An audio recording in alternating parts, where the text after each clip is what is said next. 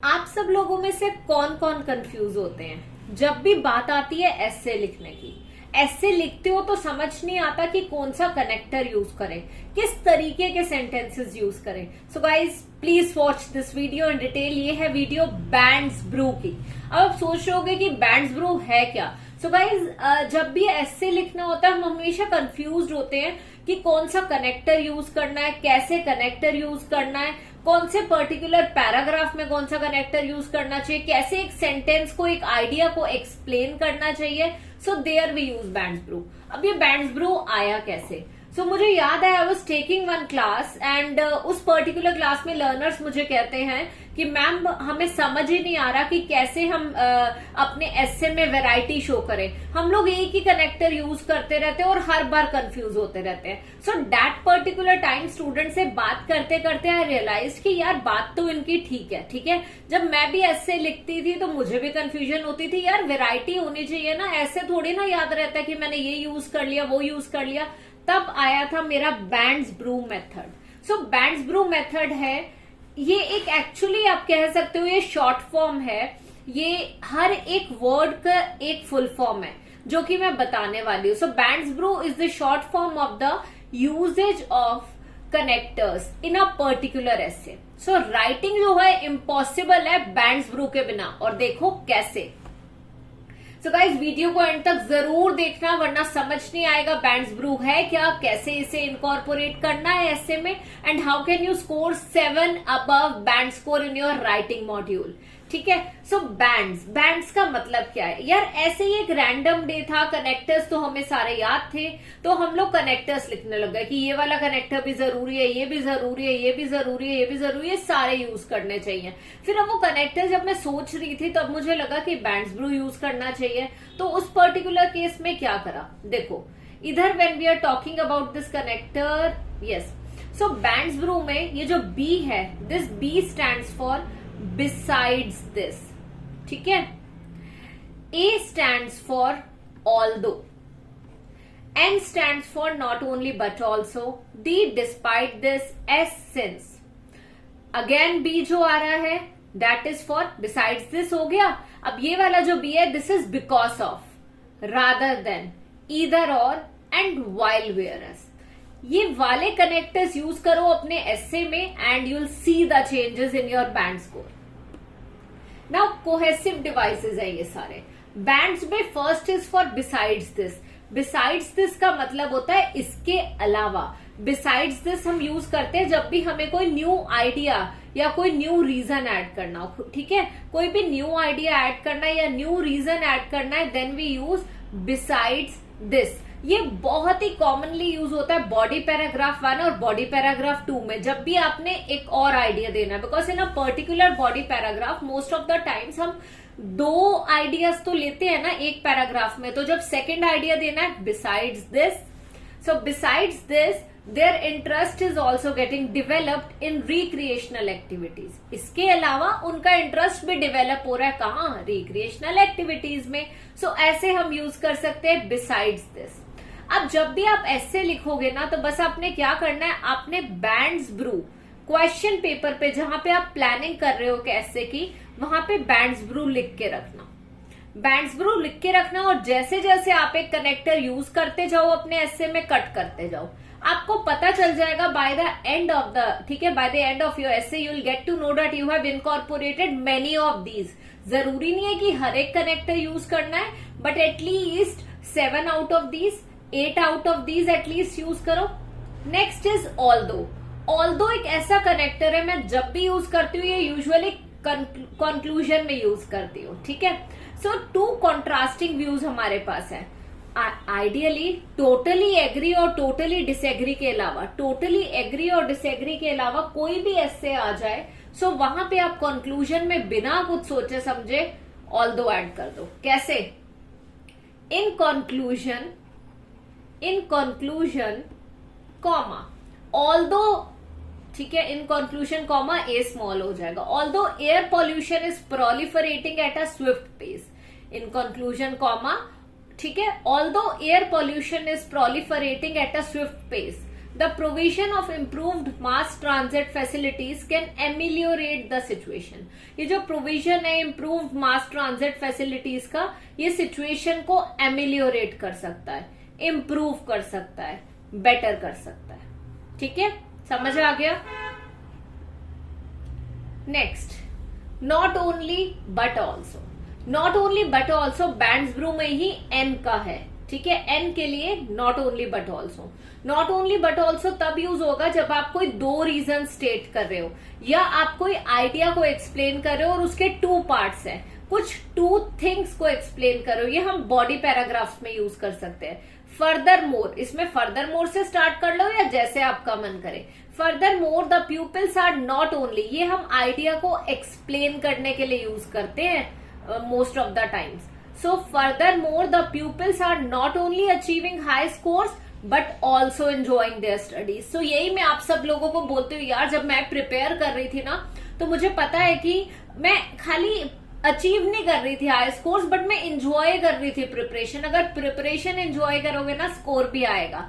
So please do not leave the video hair, video को and तक ध्यान से देखो, तभी पता चलेगा कि ये मेथड कैसे यूज करना है आपने एस्से में।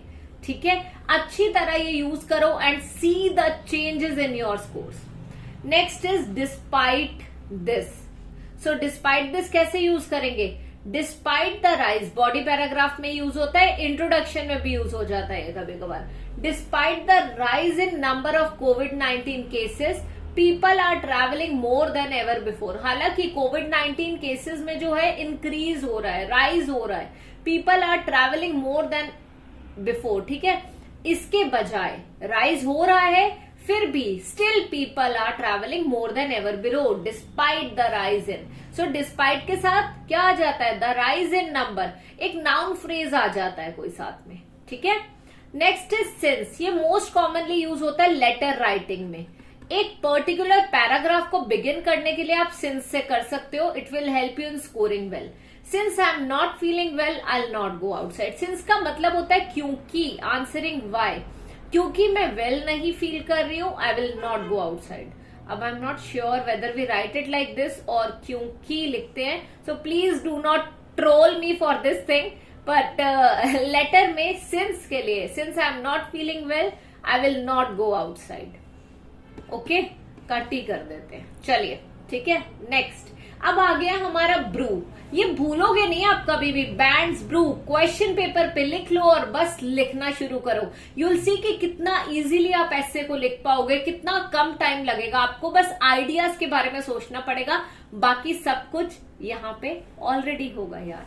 ठीक है, बैंड्स ब्रू। अब ब्रू में B is for because of. अब बिकॉज ऑफ ही नहीं है जरूरी, we can also use due to, we can also use owing to, owing to this, due to, because of की जगह पे। ठीक है, I am not going anywhere for the new year's eve because of my bad health. Due to my bad health I am not going anywhere for the new year's eve. Owing to my bad health I am not going anywhere for the new year's eve. इसकी वजह से body paragraphs में use करो बहुत easily, क्योंकि देखो conclusion के लिए सिंपल है, ऑल्दो इंट्रोडक्शन के लिए सिंपल है, हाउएवर यूज कर लो।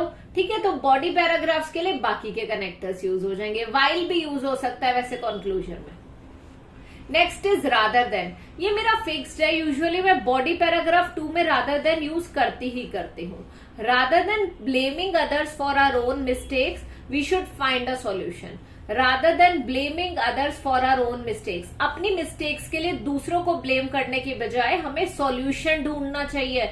बहुत ही अच्छा स्ट्रक्चर है और इट्स लाइक समथिंग अनकॉमन। ठीक है, it's unconventional, people are not using it more, so you आप जरूर यूज करो। Rather than blaming others for our own mistakes we should find a solution. Okay, next either और, बड़ा rare use होता है, मैं भी बहुत कम यूज कर पाती हूँ, बट अगर आपके पास कोई ऐसा स्ट्रक्चर है जहां आपको लग रहा है कि आप 2 चॉइसेस दे सकते हो तो use either or. The government is either giving excuses or fake promises. The government is either giving excuses or fake promises to the farmers in this critical situation. So ये जो critical situation है, या तो इसमें government excuse दे रही है या फिर फेक प्रोमिसेस दे रही है। ठीक है, और या फिर फेक प्रोमिसेस दे रही है to the farmers in this critical situation.